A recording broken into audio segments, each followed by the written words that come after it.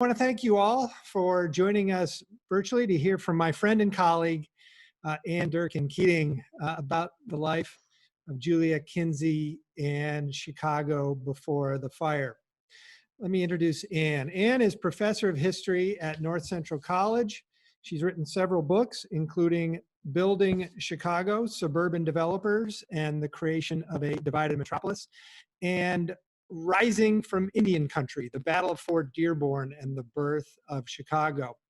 She is a co-editor of the Encyclopedia of Chicago, which is a monumental effort done in the early 2000s by the Newberry Library and partners like the Chicago History Museum. I know that Ann poured a lot of her life into the encyclopedia, and she knows the Newberry's collections on Chicago extremely well. Her latest book is The World of Juliette Kinzie, Chicago Before the Fire, published by the University of Chicago Press. And it's the story of Juliette Kinzie, a story with extraordinary range, and we're going to hear about that today, from the earliest days of Chicago to just before the Great Fire of 1871. And Ann has really rescued Juliette's story, as well as Juliette's own published history of Chicago, from the dismissiveness of later historians. It's really an intimate portrait of an expansive life. Today we'll have a chance to see enormous changes in the 19th century.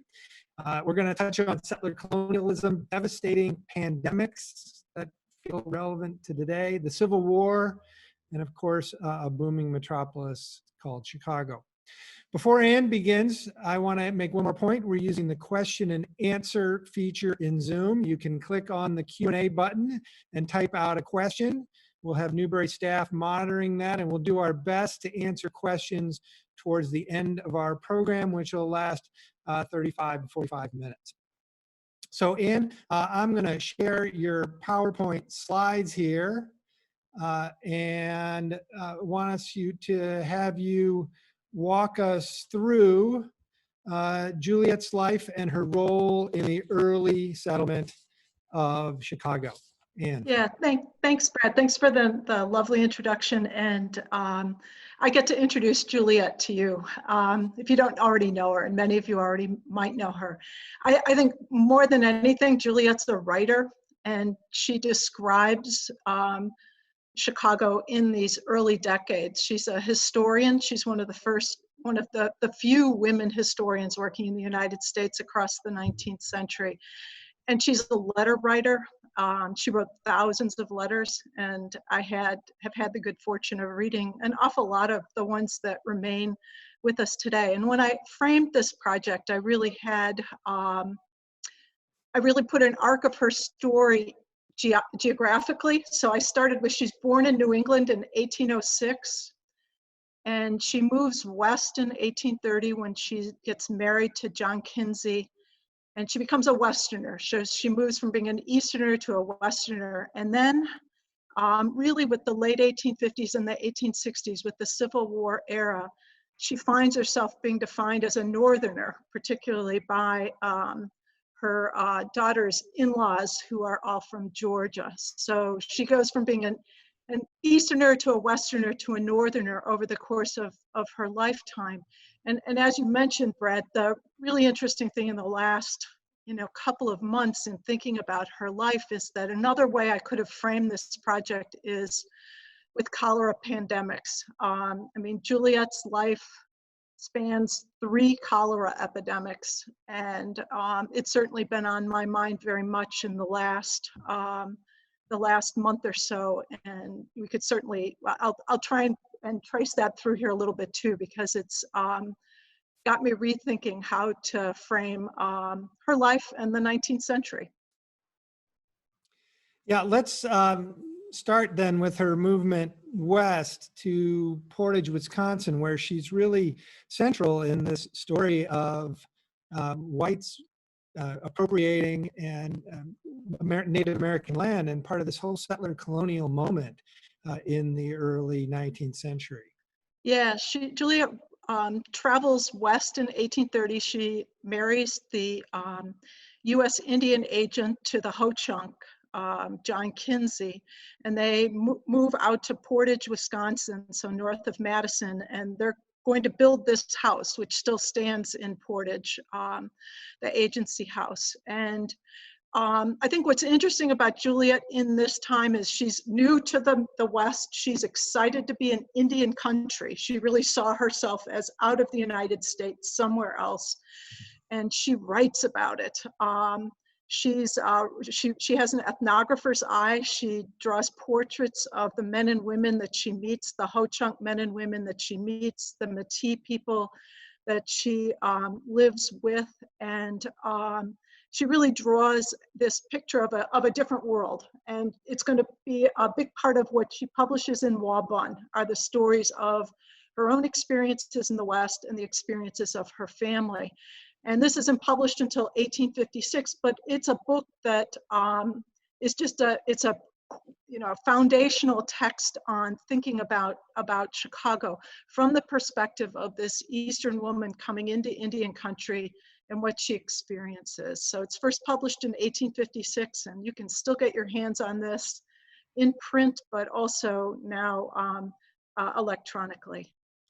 And what's her take on, what's her perspective on the Native Americans she encounters? Yeah, she has a very sympathetic view, particularly to the role, to the work that women are doing, the Ho-Chunk women that she meets. She's very interested in the cooking that they're doing, the farming that they're doing, and she writes about that. Now, but it's still with an eye towards, she is a Northeasterner who is very sure of the superiority of the culture that she is bringing into this area. There is no doubt in her mind that that she is bringing civilization westward, and she would definitely use that kind of language. At the same time, she's uncomfortable with missionizing. So she's not much interested in Christian missionaries who were very much a part of the world that she's in. She had a respect for the Ho-Chunk way of life and their perspectives that really permeates what she's written here. And the title of the book is refers Wabun. to it. Yeah, and it's a Ho-Chunk word. The early day is the word means early day. Yeah. And yeah, go ahead. oh no, but the thing is, she not only writes, she's a really talented artist, and she sketches the drawings that are in Wabun, and it's worth picking up the book just to look at the illustrations. This illustration may be the most famous illustration of Chicago before the fire. This is her rendering of the house that her father-in-law, John Kinzie, bought from Jean-Baptiste Point du Sable. So this is the first non-native house built at Chicago by Jean-Baptiste Point du Sable. And so she does those drawings, and she also then, in the next image, you're absolutely right, the next image is she does this map. So she draws the map that tells the story of Chicago in 1812, mostly from the stories that her mother-in-law and her she's a very talented woman who uses multimedia to present her story.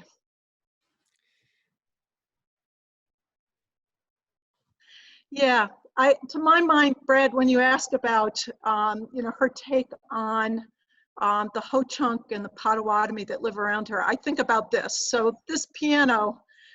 This is not the piano that she took with her from New York, but she bought a piano, this same model. The legs come off and it's packed up in a box, and she takes this to Portage with her in 1830. And she's going to move to Chicago in 1833, 1834. This piano gets packed up and it's brought down to Chicago. And it's just, again, it's this idea of bringing civilization out into Indian country, out into the West. Yeah, and so she's part of this entire settler colonial moment, again, that is going to divide up Chicago. And how are the Kinzies going to make their money? Yeah, so John and Juliet are living up in Wisconsin when the Black Hawk War comes in 1832, and cholera for that matter. So the first pandemic of cholera comes through. John Kinzie gets cholera, Juliet does not. But they at the end of the Black Hawk War, we're really seeing the end of this territory as Indian country. And the Potawatomi and the Ho-Chunk are going to be forced to cede much of the land that they control in Northeast Illinois and southern Wisconsin. And that land then that's ceded in the Treaty of 1833 includes parcels that families like the Kinzies or like Walter Newberry could claim in land that had been Indian land that could not be claimed as real estate. But suddenly now after 1830, it can be claimed as real estate. And that means that this land becomes valuable. And so the Kinzies and Juliette Kinzie, who had been really a sympathetic observer of Indian life, she still takes this incredible resource and they translate it into lots and they sell these lots. And she and her husband, John Kinzie, commissions this first map of Chicago from the Newberry collection here that's done by Joshua Hathaway. And they take that survey by Hathaway and they take it to New York and they have a printer create these beautiful multicolored maps that they print and distribute as a way of selling their property and selling Chicago to the world at large. I'm going to pause for a second to tell anyone who's recently joined us. I'm talking with Ann Keating about her work on Juliette Kinzie. The question and answer function in Zoom allows people to ask questions, and we have a moderator who's going to bring those questions forward later. But back to the story of building fabulous wealth in Chicago, that's going to result in them being high society in Chicago relative to the West. Right. I mean, this is an 1838 painting that's done here in Chicago of Juliet and her daughter Nellie. And Nellie is going to be an important part of the story that I uncovered and that I tell in my own book. And it's so Nellie and Juliet are here. And again, this is Chicago has just moved from being a part of Indian country. That Fort Dearborn had been this outpost in Indian country. And now within just a couple of years, real estate is making their family fabulously wealthy. They're able to afford having paintings done like this and then building this brick house that's they're going to build in 1836, 1837. I think it's the next slide. Yeah. Their house, yeah. Yeah, the house. So they build this house. This is just on the near north side, not too far from the Michigan Avenue Bridge, just a little bit west of it and north of the river. They build this really big house, and it's going to become the center for really transferring their ideas from New England about Juliet's ideas about New England and creating a civic culture here in Chicago. And it's going to be a culture that emerges out of the parlors of people like Juliet and Newberry and Ogden and a lot of the family names that are really familiar to us in early Chicago history. And so Juliet and John are at the center of creating this first urban culture.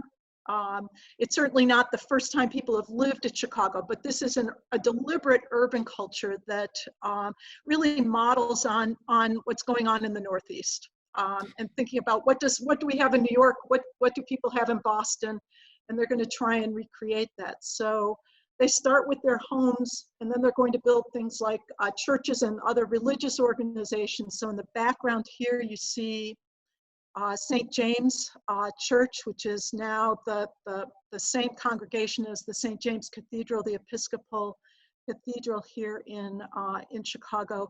And she and her husband are instrumental in helping to build that. And then they're going to help to create a whole series of, and you can see here, you get a sense of that church is right across the street. So the Kinzie house here is on the bottom left, St. James Church, just just to the west, to the top of our screen here. And they're going to build up a city and a civic culture.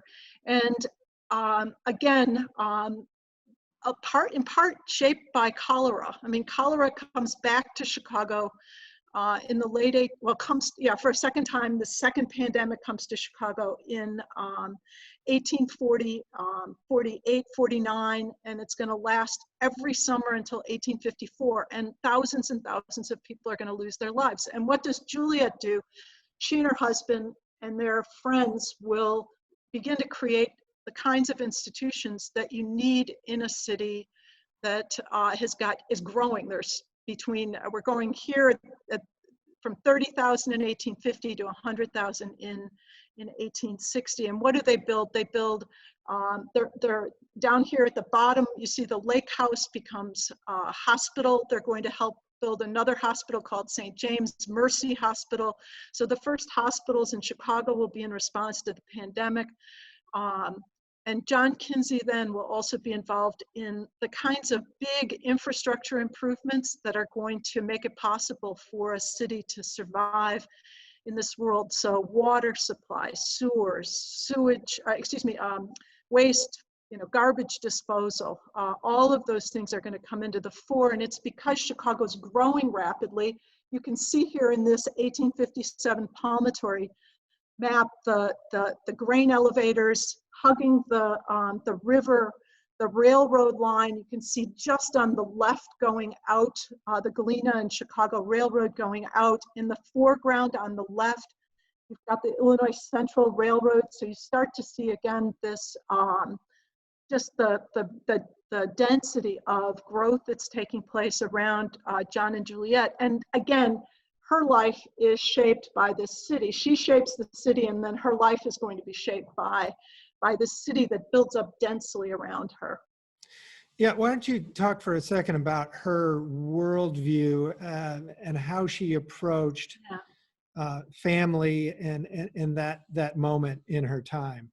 Yeah, I think it's an interesting thing. She really saw the role of her role as a mother, as a daughter, as a wife, as a sister. Their family relationships are core. What was going on in her house, that house was the center for her action. But she really saw her life as one of moving outward from that house in really circles outward. And at every layer, she had responsibility. So in her household, she looked for what do I have to do? What are my responsibilities in this household? She felt that way about her congregation. What responsibilities do I have in my congregation, in my neighborhood, in the city writ large? Her world is then shaped by responsibilities. And it's really different from the world that, as a historian, I've really come to think about in this era, because we're talking about the 1850s.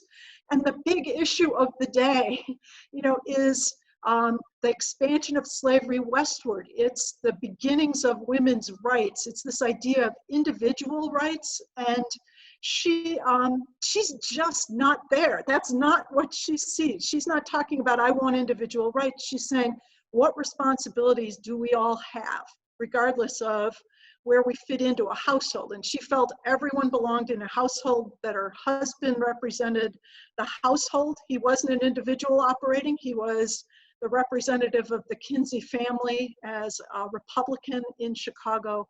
And so she has, it took me a long time, because to wrestle with this view of the world that she carries around, but it really did change my thinking about the 19th century. Let's talk more about her family, her daughter, the Civil War. Let's take us to the Civil War story. Okay, so I think the next slide might even be, these are both GPA Healy's of, so she and her husband commissioned Peter Healy to do paintings of, in 1857, of the couple, the small paintings, and then they commissioned a full-length portrait of their 20-odd-year-old daughter. And this is Nellie this is her portrait, which now is in the one of the parlors at the Juliette Gordon Low birthplace in Savannah, Georgia. And I'm sure your question is, how did a Kinzie family portrait land in Savannah, Georgia? And we've all got stories like this in families, but hers is a particularly interesting one. Nellie is going to marry a Southern cotton planter from Savannah, Georgia in 1857. And I want to come back to that story, but just to say why this house still stands and why these images are, why we've got this wonderful parlor is because Nellie's daughter is named after Juliet, and her name is Juliette Gordon Low, and she's going to found the Girl Scouts in 1912. And so this house is maintained by the Girl Scouts in Savannah, and there are these lovely ties to the Kinzie family.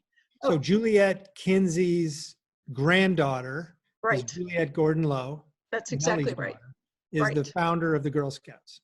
Right, right. And Daisy and Blossom, which are names that are used in Girl Scouting for the different groups, were actually Daisy and Blossom are Juliette Kinzie's, they're her endearing names for her two oldest granddaughters. So it's or the two granddaughters here. The marriage of Juliette's daughter Nellie, whose image is here, is a contentious one that's really fraught by, that's really shaped by the political unrest of the 1850s. She's Nellie is the daughter of one of the founders of the Illinois Republican Party. The Kinzies know Abraham Lincoln. They work with Abraham Lincoln back in their Whig days, and they continue as when they organized the Republican Party in the 1850s. And Nellie embraces those views.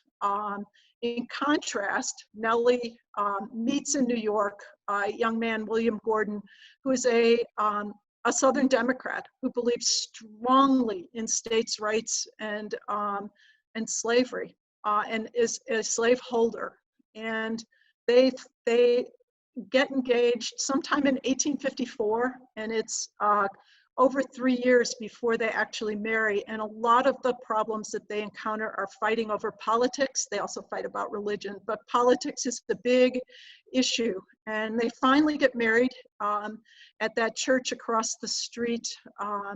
In December of 1857, Nellie gets married, and when she gets married, her husband William, her fiance William, is the only person of his family that will come north. No other member of the Gordon family is willing to come to the abolitionist hotbed of Chicago, where no self-respecting Georgian would ever step foot. And so they leave the afternoon of the wedding. And get on a train and go to New York, and then they take a steamer down to Savannah.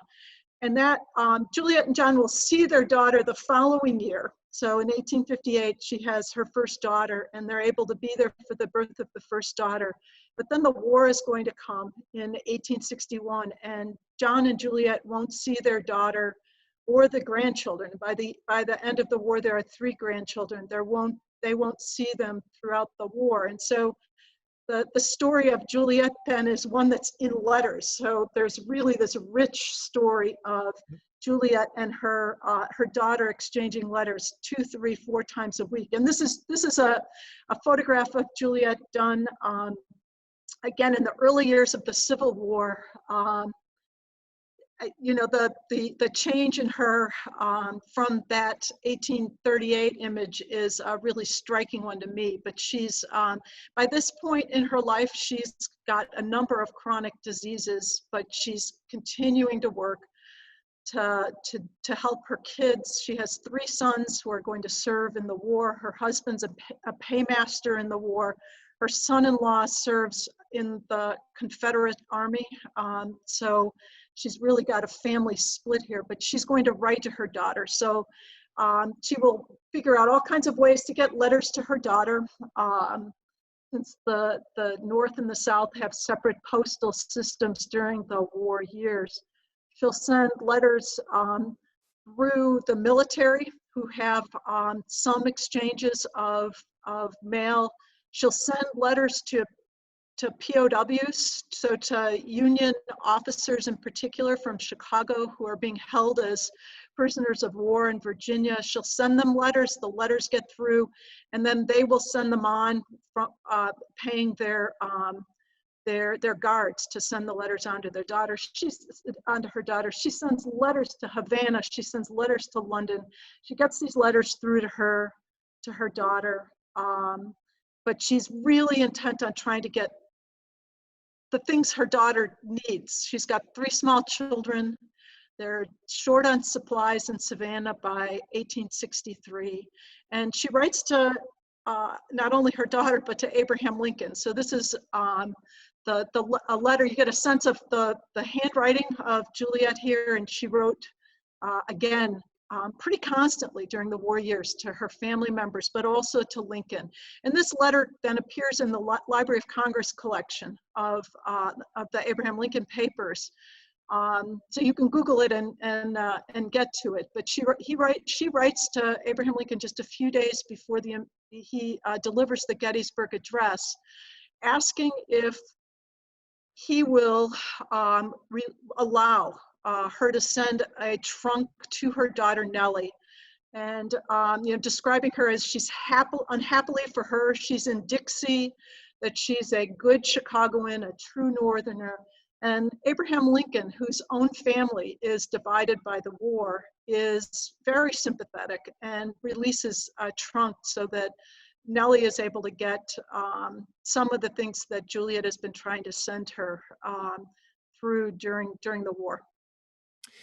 Juliet's husband, John Kinzie, dies soon after Abraham Lincoln, correct? Right. Yeah, and then right. she lives another 5 years, right, to 1870. Here's her gravestone in Graceland. Tell us about her last years, and then we'll take some questions. Yeah. So Juliet had a tough time as a widow.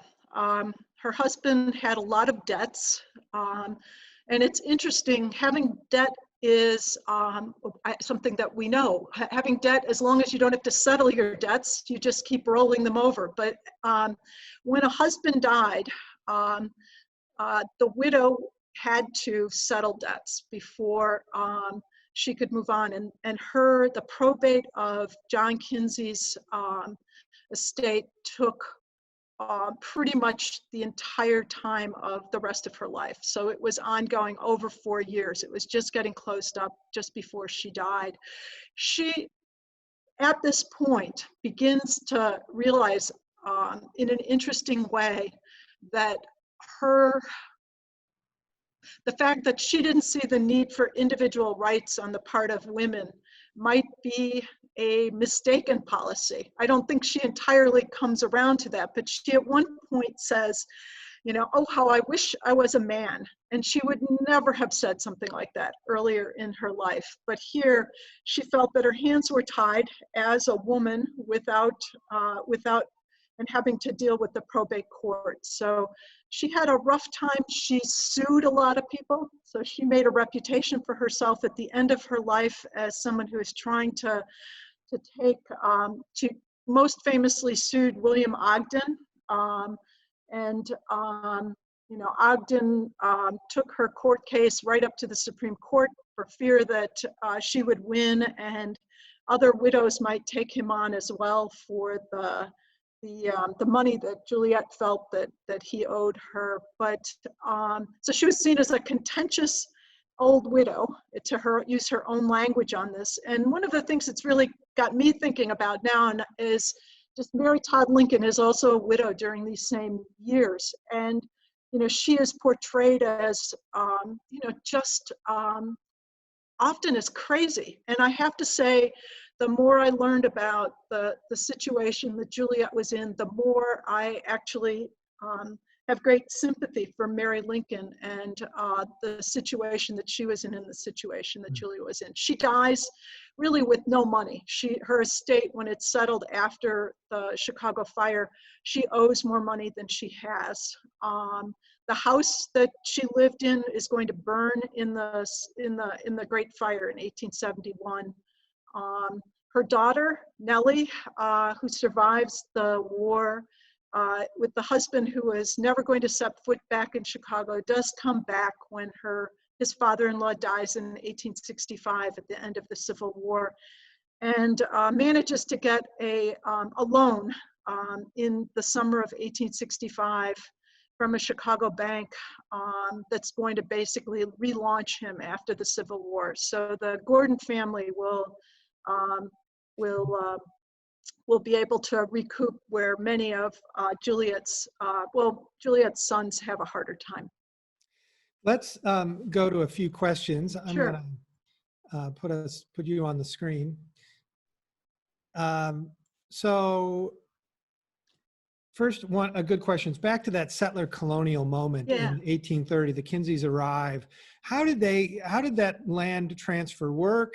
They bought the land from the U.S. government, correct? And the government had it's just that initial transaction. Right. So the Kinzie family is on that claim going back to 1803. So they're on land and when the U.S. government takes over and actually this goes back to 1830, so it's a little bit more complicated story, but basically what happens is the U.S. government allows people who lived on that land, and not just people, let me back up, they have to be, it's really American, white Americans coming from the East, who are going to have an opportunity to place a preemption claim.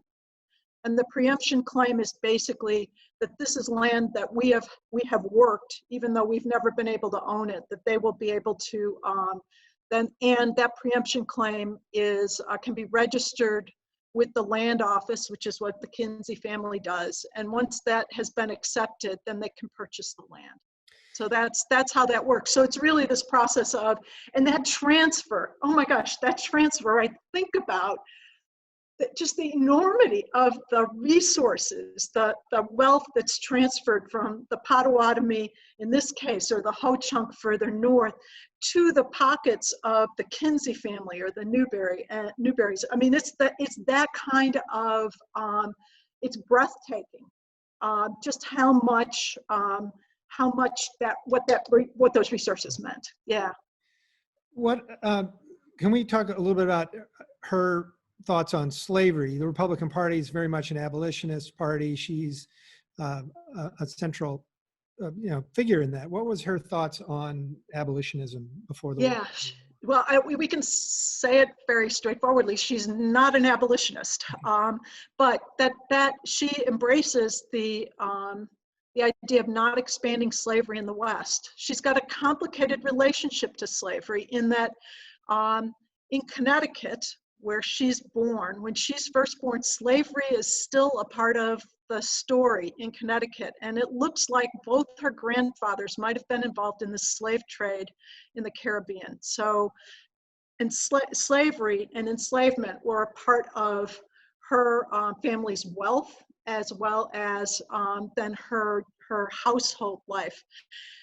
When she comes west, we're in a nominally free state, but the fact of the matter is that there are many people who had been enslaved in the South who are going to move into Illinois even before it's a state, but then after it's a state, and then up into Wisconsin as a territory. You could bring Army officers brought enslaved people with them. The Dred Scott case is kind of the most famous example of that, but certainly there were enslaved people at Portage, enslaved men and women that worked in Juliet's household. And she had, and then her daughter had enslaved people working in her household. So she is not uncomfortable with slavery. What she says about slavery is that everyone has a place in a household from top to bottom, and she accepts her place not at the top, and she expects everyone else to accept their place in these households. It's a tough thing to think about, but that's her view, is very much this patriarchal view of the world. And as I said, she kind of bridles with that by the end of her life, but it's only very late that it starts to dawn on her that perhaps the privileged spot that she'd had in this hierarchy made it easy for her to think that way. But she felt that as long as slaveholders treated their enslaved servants with a modicum of kindness and what they needed for their day-to-day life, that she didn't have much of a problem with it. It's, again, it's a vision of this that we don't I mean, I compare her very much to thinking about Mary Chestnut in terms of who's a Southern woman who writes from the 1850s and 1860s, her diary of living through the Civil War, and the things she writes about slavery. It's interesting to see here. It reminds us how deeply ingrained an acceptance of slavery was, even in a state like Illinois that's going to, from which Abraham Lincoln's going to come, and even in a state like Illinois from a Republican family. I come away with a much greater appreciation of the task that Abraham Lincoln had in trying to convince these white Northerners, men and women, that this is the direction this is going to go. I'm increasingly in awe of that. We have a lot of good questions. We're not going to possibly sorry. be able to get to all of them. What about the relationship with John? How would you describe their marriage? Yeah. I think they were an incredibly affectionate pair. John described Juliet as wifey, W-I-F-E-Y, very affectionately. She loved it. Her daughter Nellie, when she was married, really wanted her husband to call her wifey too, because she felt that was, I mean, that seemed to me to be an indication of just how endearing that was. John Kinzie takes great care with Juliet, who's going to be sick from on and off from the 1850s and the 1860s. She loses children, and she has a number of chronic illnesses. And he brings her newspapers and her coffee in the morning, and comes back at lunchtime with all of the news from town. So he's a very doting husband, but she very much embraces this idea that he's leaving and comes back to the household. So yeah, they're an interesting pair. But she's also, you said, running this kind of center of civic life in Chicago. What were those, did she hold events, or how did she become that civic leader? Right. Yeah, no, it's a good question. I mean, and again, it's thinking about what the world was like in Chicago in the 1830s, 1840s, into the 1850s. There just aren't all that many places to hold events. This is a culture that's created out of parlors. So yes, in 1830s, there are only several thousand people in the exactly 1830s. Right. But by 1860, there are 100,000 people. Right, and by 100,000, and again, by 1860, you've moved away from that parlor culture. So Juliet's no longer in the center of this. And you can see then that what's going to emerge then after the fire are men's organizations and women's organizations. I think in a really interesting way, in the 30s, 40s, and into the 1850s, you've got a lot of the civic life is done by families, not by men's groups and women's groups as much as working together. What attracted you to this project at the start? Why did you decide, I want to write about Juliet? Yeah, well, Women Building Chicago, this amazing resource by Rima Schultz and edited by Rima Schultz and Adele Haste. In conversation with Rima, she encouraged me to take a look at Juliet. And I read her wonderful piece on that. And but the History Museum has a microfilm reel of many of the letters which are held down in either North Carolina or in Savannah. Again, the Southern connection in terms of where these letters land.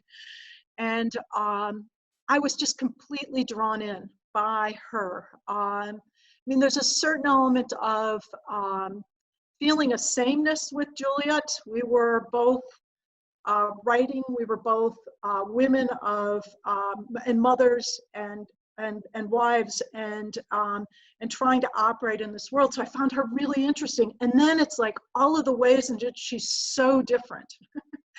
It's like, no, you are not, they're very different, but that was the kind of thing that drew me in. And I have never really done a project focused on one person, and absolutely not one woman. So looking at this story through her eyes has really changed the way I think about Chicago history, but I think more broadly about the 19th century. We have just a couple minutes. I'd like to go back to a couple last slides to share that bring your personal connection to this, back to the moment of particularly the Girl Scouts. Here's your book. By all means, get the book. But yeah, you gave me these slides, Ann, and I have to show them. This is, tell everyone what we're looking at here. Oh, okay. So I got into this project, and I don't, you go in and out of remembering. At some point, I'd learned that Juliette Kinzie was the grandmother of Juliette Gordon Low, but it was not first on my list when I started doing this reading in her letters. And then I found that, in fact, the granddaughter is Juliette Gordon Low, and I remembered that I'd been to the Juliette Gordon Low house when I was in 8th grade and a Girl Scout. This is a picture of the busload of girls and their leaders that came from Chicago. So we were all on one bus. This is one busload of us. And we drove down to Savannah on the bus. And what year are we again? About circa? Oh, this is 1971. Okay. Yeah. So this is And here you are? Oh yeah, that's me. That is me. Yeah, the one that's not smiling. But it was an amazing thing to realize that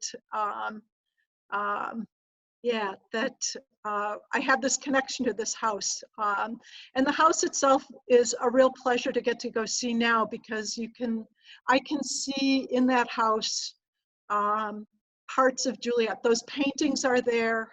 There are parts of Chicago history there that are just really, they're fun. They're great fun to see. So this house and the one up in Portage are two of the places that we know Juliet was at and that are really worth seeing. Well, thank you, Ann.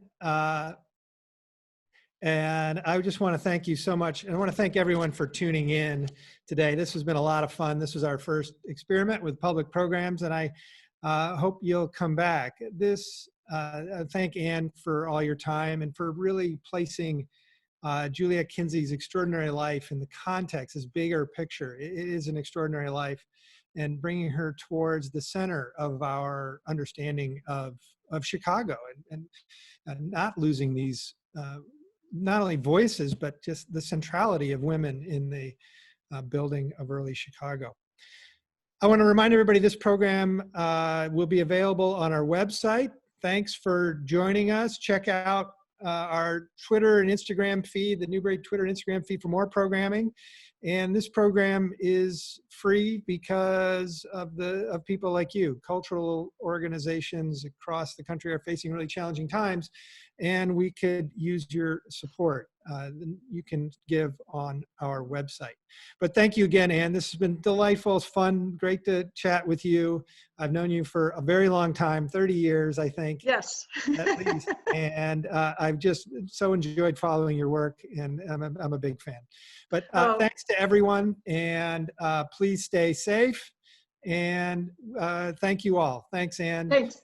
Take care. Bye. Thank you. Bye-bye.